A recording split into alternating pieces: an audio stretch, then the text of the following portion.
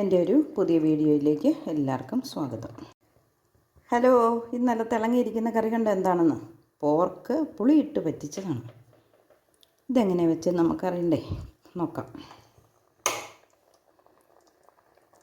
Christmas special എന്താണെന്ന് അറിയണ്ടേ? ഇത് പുളിയിട്ട പോർക്ക് കറിയാണ്. അതെങ്ങനെ വെച്ചെന്ന് കാണണ്ടേ? ഇതൊരു 1/2 കിലോ പോർക്കുണ്ട്. എല്ലും ഇറച്ചിയും തൊലിയും എല്ലാം കൂടെ ചേർത്ത് ഇത് നമുക്കൊരു സാമാന്യം ചെറിയ കഷ്ണങ്ങളായിട്ട് ഞുറുക്കി. ഞാനിവിടെ ഞുറുക്കി എടുത്തിട്ടുണ്ട്. ഇത്ര ഇറച്ചിയുണ്ട്, ഇത് കുറച്ച് നെയ്യുണ്ട്, ഇത് എല്ല്. ഈ മൂന്നും കൂടെ കൂട്ടിയിട്ടാണ് നമ്മളിന്ന് പുളിയിട്ട പോർക്ക് കറി ഉണ്ടാക്കുന്നത്. അപ്പോൾ ഇത് നമുക്കൊന്ന് കഴുകിയെടുത്ത് മഞ്ഞളും മുളകും ഉപ്പും തിരുമ്മി കുക്കറിലിട്ട് ഒന്ന് വിസിലടുപ്പിക്കാം. നമ്മുടെ പോർക്ക് ഞുറുക്കി പെറുക്കി കഴുകിയെടുത്തുകൊണ്ട് വന്നിട്ടുണ്ട്. ഇനി നമുക്ക് ഒരു 1/2 കിലോയിലേ ഉള്ളൂ. ഒരു 1/4 ടീസ്പൂൺ മഞ്ഞൾ പൊടി, 1 ടീസ്പൂൺ മുളക് പൊടിയും ചേർത്ത് ഇച്ചിരി ഉപ്പും ചേർത്ത് ഒന്ന് തിരുമ്മി വയ്ക്കാം.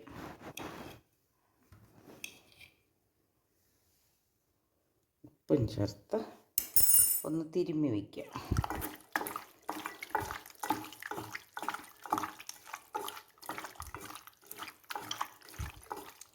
ഇതിവിടെ റെസ്റ്റ് ചെയ്യാൻ വെച്ചിട്ട് ഇനി ഇതിന് വേണ്ട ബാക്കി സാധനങ്ങൾ ഉള്ളി, മുളക്, ഇഞ്ചി, കറിവേപ്പില, അങ്ങനെ നമ്മുടെ ഇറച്ചി തിരുമ്മി വെച്ചിട്ട് 10-15 മിനിറ്റായി. ആ സമയത്തിന് ഞാൻ സവോള, വെളുത്തുള്ളി, ഇഞ്ചി, കൊച്ചുള്ളി, തേങ്ങാക്കൊത്തൊക്കെ ശരിയാക്കി. അപ്പോൾ നമുക്ക് ഇതിലേക്ക് ഈ തേങ്ങാക്കൊത്ത്,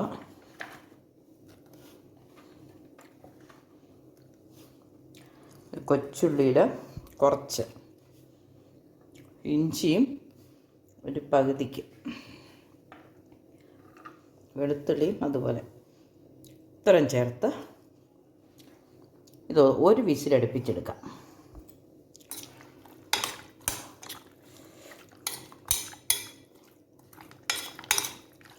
അടുപ്പത്ത് വെച്ചു, തീയും കത്തിച്ചു, അടച്ചു വെച്ചു. ഇനി നമുക്ക് ഇതിന് ചേർക്കാനുള്ള ഈ ചട്ടിക്കകത്താണ് ഉണ്ടാക്കുന്നത് ബാക്കി കാര്യങ്ങൾ. പിന്നെ ഇതിനകത്ത് ചൂടാക്കി പെറുക്കിയെടുക്കാം എല്ലാം കൂട്ടും. വിസിലടിക്കുന്ന സമയത്തിന് ഇതിനകത്തേക്ക് ബാക്കി കാര്യങ്ങൾ റെഡിയാക്കാം.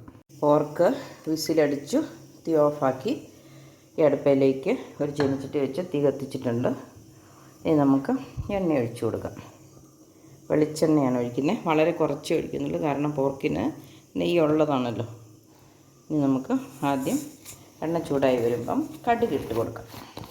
ചീനച്ചട്ടി അടുപ്പത്ത് വെച്ച് വെളിച്ചെണ്ണ ഒഴിച്ചു കൊടുത്തു, കടുക് ഇട്ട് കൊടുത്തു. കടുക് പൊട്ടി വരുമ്പോൾ നമുക്ക് കൊച്ചുള്ളി ഇട്ട് കൊടുക്കാം.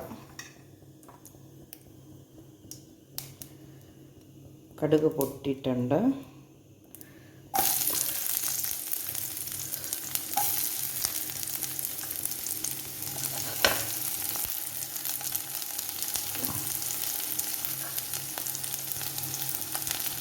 ഒന്ന് ഇളക്കി കൊടുക്കാം.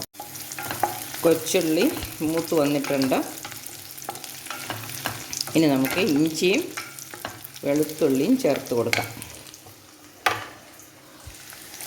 കുറച്ച് ഇഞ്ചിയും വെളുത്തുള്ളിയും ഇറച്ചിക്കകത്ത് ചേർത്തിരുന്നതാണ്. ബാക്കി നമുക്ക് ഇട്ട് കൊടുക്കാം.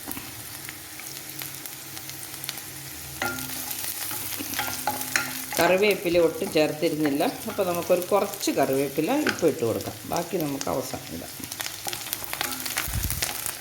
കറിവേപ്പില എനിക്ക് ഇഷ്ടം പോലെ ഉണ്ട് കേട്ടോ. ഇപ്പോൾ വെയിലായപ്പോഴത്തേനും കറിവേപ്പിലയുടെ കേടൊക്കെ മാറി. മഴ തൂളിക്കൊണ്ടിരുന്ന കറിവേപ്പില എല്ലാം പാണ്ട് പിടിച്ചിരിക്കും. അപ്പോൾ മഴ മാറിയതുകൊണ്ട് നല്ല കറിവേപ്പിലുണ്ട്. ഇനി ഒരു 2-3 പച്ചമുളക്. അത് നിർബന്ധമുള്ള കാര്യമല്ല, പക്ഷേ ഒരു സ്വാദ് ക്രമീകരിക്കാൻ വേണ്ടി ഒരു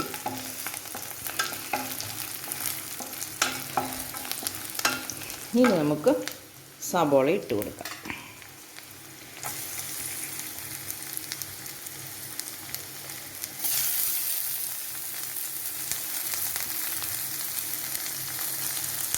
ഒരല്പം കുരുമുളക് പൊടി ആ സവോളക്കകത്ത് വീണായിരുന്നു. ഒരു അല്പം ഉപ്പിട്ട് കൊടുക്കാം.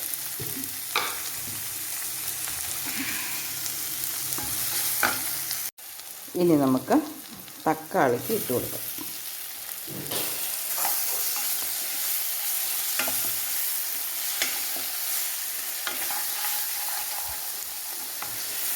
തക്കാളിക്ക് എണ്ണയ്ക്കകത്തൊന്ന് കിടന്ന് ഒത്തിരി വഴന്ന് വരുമൊന്നും വേണ്ട, കഷ്ണമായിട്ട് അവിടെ കിടന്നോട്ടെ.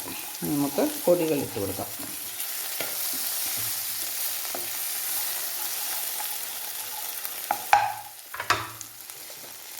മുളക് പൊടി, മഞ്ഞൾ പൊടി ഇട്ടതാണ്. ഇനി ഇപ്പോൾ ഇട്ട് കൊടുക്കുന്നത് മീറ്റ് മസാലയാണ്.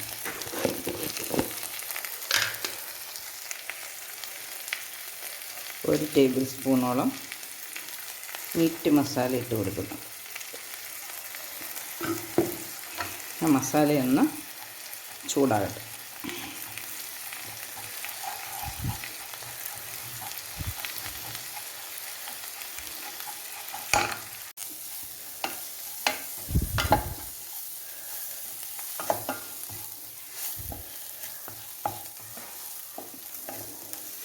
നമ്മുടെ പൊടിയുടെ കുത്തൽ മണമൊക്കെ മാറി എണ്ണയൊക്കെ തെളിഞ്ഞിട്ടുണ്ട്. ഇനി നമുക്ക്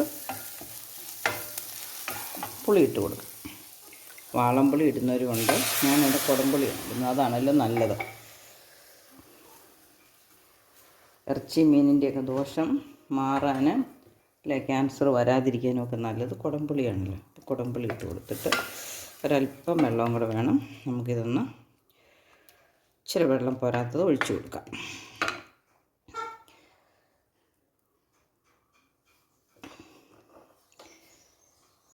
നമ്മുടെ പോർക്ക് ഇവിടെ വെന്തിട്ടിപ്പോട്ട് നമുക്ക് നോക്കാം ഉപ്പുണ്ടോന്ന്.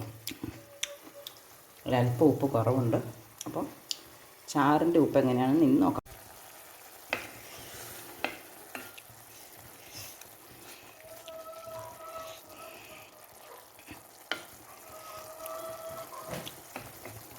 ചാറിന് ഉപ്പോ ഒരല്പം അവിടെയും കുറവുണ്ട്. അപ്പോൾ ഇച്ചിരി ഉപ്പും കൂടെ ചേർത്ത് കൊടുക്കാം.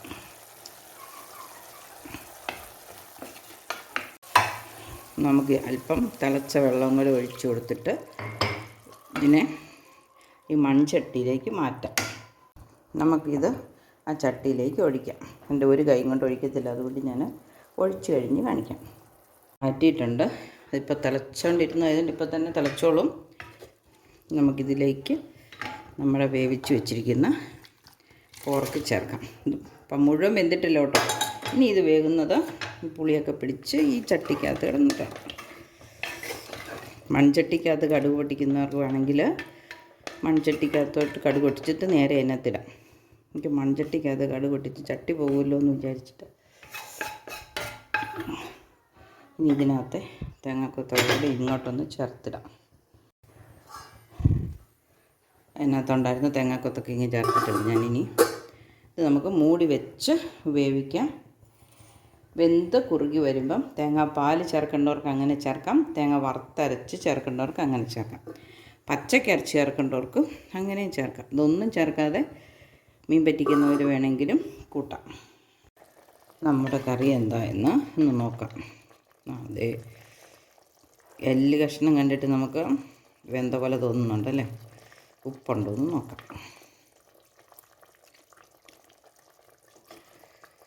ഒരു തേങ്ങാക്കൊത്തെടുത്ത് തിന്നാൽ അതിന് ഉപ്പും പുളിയൊക്കെ ഉണ്ടെങ്കിൽ പുളിയുണ്ട്. അത് ഇപ്പോഴേ എടുത്ത് മാറ്റണ്ട അല്ലേ, ഇച്ചിരി കഴിഞ്ഞിട്ട് എടുത്ത് മാറ്റാം. കുറച്ചും കൂടെ പറ്റാനുണ്ട്.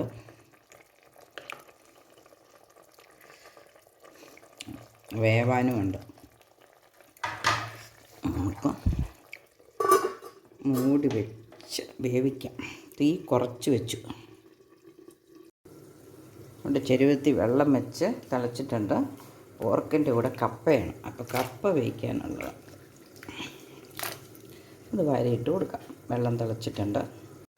നമ്മുടെ കറി എന്തായെന്ന് നോക്കാം. പറ്റായിട്ടുണ്ട്.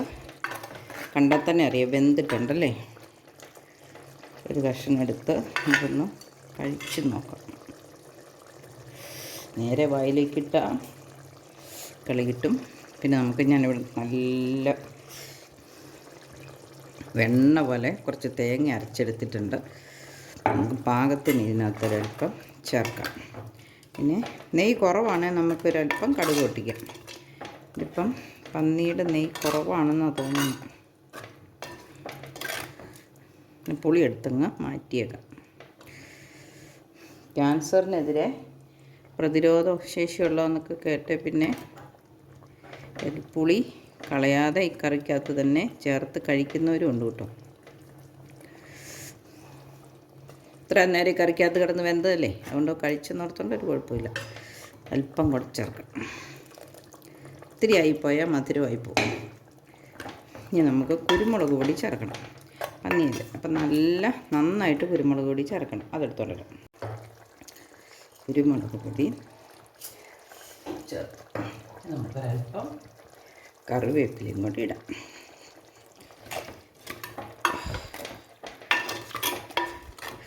നല്ല മണം തന്നെയുണ്ട് കേട്ടോ. തമാശയല്ല, എല്ലാവരും ഇതുപോലെ പോർക്ക് പുളിയിട്ട് പറ്റിച്ച് ട്രൈ ചെയ്ത് നോക്കണം കേട്ടോ. കപ്പയുടെയും ചോറിൻ്റെയും ഒക്കെ കൂട്ടാൻ നല്ലതാണ്.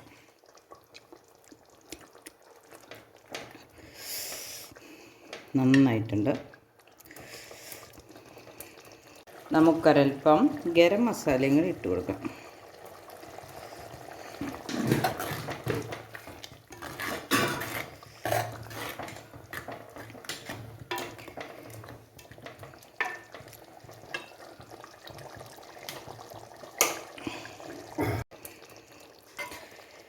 ഇനി നമുക്ക് സ്റ്റൗ ഓഫാക്കാം.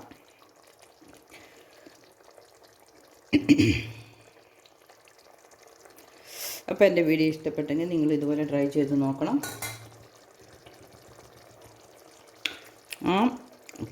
ഇറച്ചിയിലും നെയ്യിലും ഒക്കെ പൊടി പിടിക്കും കേട്ടോ. അപ്പം പോർക്കിൻ്റെ തൊലിക്കഷ്ണം ഇഷ്ടമില്ലാത്തവരും ഈ പുളിയുള്ള തൊലിക്കഷ്ണം കഴിച്ചിരിക്കും. അതാണ് ഈ കറിയുടെ ഒരു പ്രത്യേകത. അപ്പം നമുക്കിനി സ്റ്റൗ ഓഫാക്കാം. പുതിയൊരു വീഡിയോ ആയിട്ട് വരുന്നവരെ എല്ലാവർക്കും ബൈ. എൻ്റെ ചാനൽ സബ്സ്ക്രൈബ് ചെയ്യാത്തവർ സബ്സ്ക്രൈബ് ചെയ്യണം. ഇതിപ്പം തീ നിർത്തിയാലും മൺചട്ടി ആയതുകൊണ്ട് ഇപ്പോൾ കുറച്ച് സമയം കൂടി ഇവിടെ ഇരുന്ന് തിളയ്ക്കും. അപ്പോൾ നമുക്ക് ഇടയ്ക്കൊന്ന് ഇളക്കിയിട്ട് കൊടുക്കാം. ഒത്തിരി നീണ്ട ചാറാക്കരുത്. തേങ്ങാപ്പാലോ വറുത്ത് അരച്ച തേങ്ങയോ ഒക്കെ ആണെങ്കിലും അതുപോലെ വാളംപുളി ചേർക്കേണ്ടവർക്ക് വാളംപുളി ചേർക്കാം. കൂടുതലായിട്ട് ഇത് ആലപ്പുഴ സൈഡിലൊക്കെ അവിടെയൊക്കെ ഇഷ്ടം പോലെ തെങ്ങും വാളംപുളിയും ഉണ്ടല്ലോ, അതുകൊണ്ടായിരിക്കാം അവരുടെ കറിക്കകത്ത് എന്തായത്. നമ്മൾ മധ്യ തിരുവിതാംകൂറുകാർക്ക് തേങ്ങയൊക്കെ കുറച്ചിട്ട് എണ്ണക്കാരല്ലേ.